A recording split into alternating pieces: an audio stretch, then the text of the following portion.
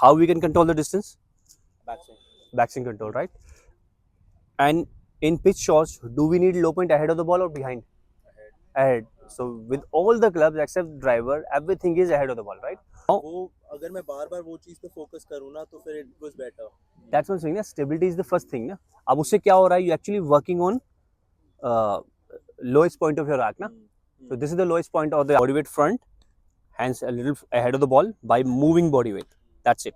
Now from there, taking controlled backswing, because we are not hitting full shot. Na? Pitch shot is all about controlling, and the ball should fly. That's it.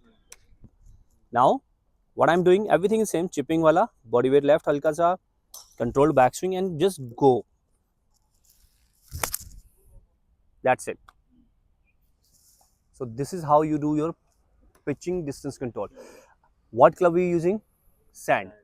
Even you can use for pitch shot, you can use for your lob wedge also. It's just a backswing, na? तो मैं कर तो इसीलिए रहा था वो चीज ताकि मेरी एक क्लब में कंसिस्टेंसी हो, मेरे को पता हो कि which club I want to hit where. that's the wrong way, है ना? आपने कांटेक्ट कंसिस्टेंट करना है. आपके हाथ में जो भी क्लब हो, it will react accordingly, ना? Now, if I have a backswing around 3 o'clock position, है ना? 3 o'clock, 9 o'clock. Now, if I just change the club, what do you think? What difference I will get? Distance comes ज़्यादा ना. If I have a lob wedge, the lob wedge will go little less. Why? Because the ball flight will be higher. ठीक है? Same thing if I have a pitching wedge instead of sand, the ball will fly little more.